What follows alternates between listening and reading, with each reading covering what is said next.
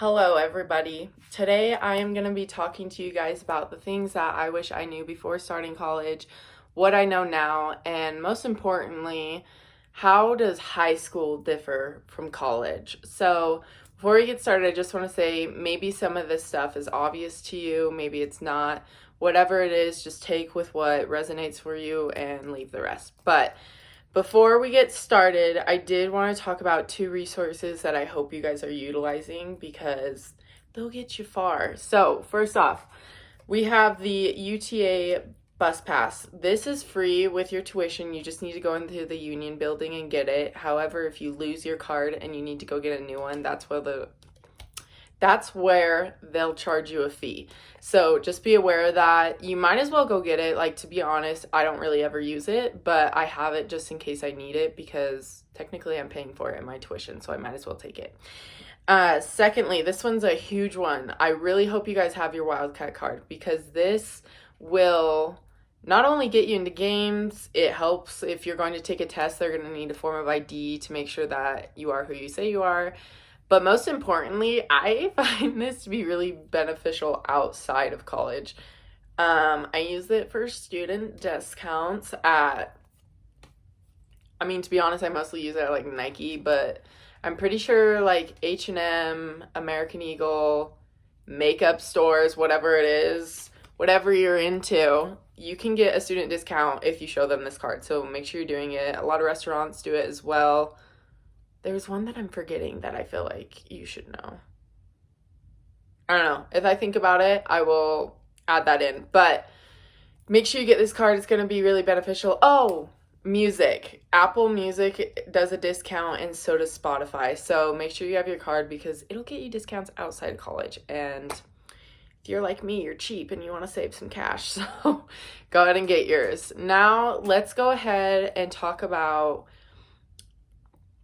how college and high school differ. So in high school, right, this is just how I felt, but I felt like I was being forced to be there, and a lot of my motivation was more so like sports when I was going to college. So there wasn't a lot of emphasis on putting the priority of education in my hands. Now in college, very different. I call it the school of building character because it really forces you to be independent and to learn to be responsible in your own things.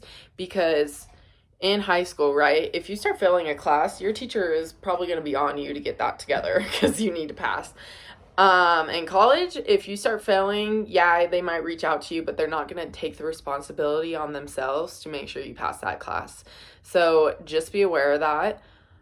Also, this is a huge one that I don't know why I didn't put this together sooner, but in high school, it's all about your scores. You want to get a high on the ACT, whatever it is, all your test scores if you want to pursue further education, if that's the case. So you need to have the scores. And then you go into college. College is literally your on-the-job training.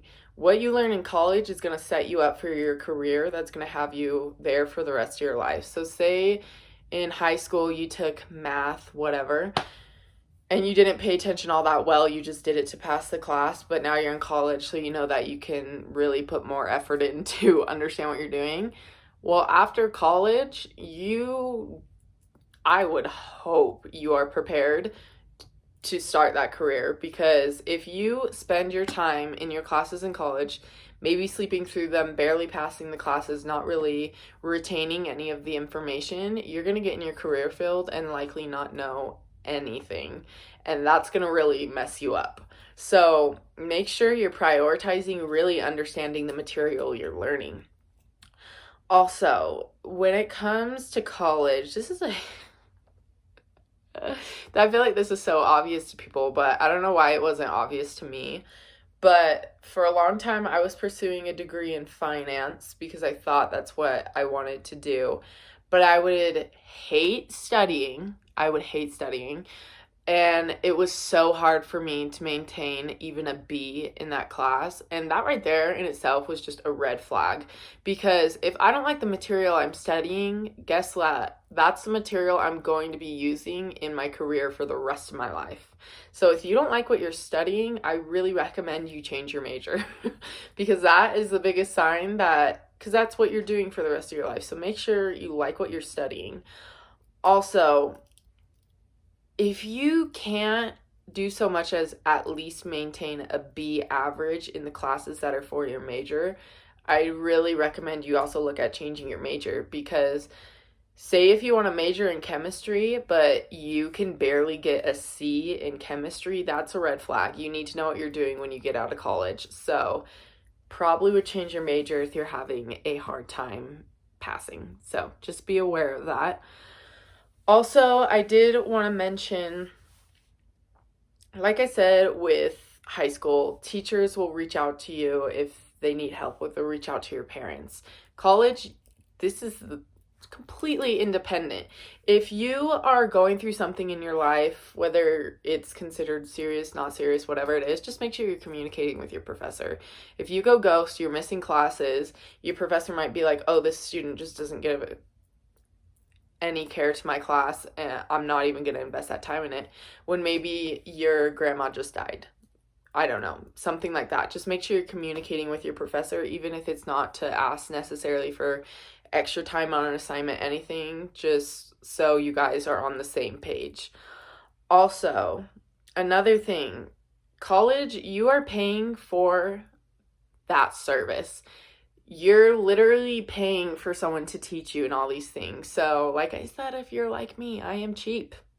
I want to know where I'm putting my money. I'm getting my money's worth. So, I mean, I'm not perfect, but if I go to class, I'm going to try and focus, not be on my phone, not falling asleep, even though that's the hardest one for me. But I'm going to do that because I'm literally paying for it. And if I go there and I'm on my phone the whole time, or I'm falling asleep, number one, it's disrespectful, to be honest. Number two, I'm wasting my money and my time and my energy. So just be aware of that. But if that doesn't bother you, to each their own, do your thing. And yeah, I think that's pretty much it. Oh, I did want to mention one other thing. Use the resources on campus, whether it's the writing center, the hub for math tutoring, the tutoring services, the relaxation center, the food pantry, whatever it is, use those resources. You are paying for them within your tuition. Get your money's worth, okay? So just make sure you're doing that. And also, if you need to just rent books, 10 out of 10 would recommend using Amazon. It's the cheapest place I've found them. You just order it, they come in. Usually takes about a week, and then they have a time frame which gives you plenty of time to end your semester, and then you just mail them back in. I know for me, I tried looking for this one book, and everywhere I kept looking, it was hundreds of dollars to rent it. And I went on Amazon and it was $13. Like, what is that? It's beautiful is what it is. So use whatever resources you can. And yeah, so that's pretty much it. I hope what I said you found helpful in any way you could. And if you have any other questions, feel free to email me and I'd be happy to answer them for you. Other than that, I hope you have a great day. I hope you're having a spectacular life. Every day is a blessing. Don't forget it. And yeah. Bye.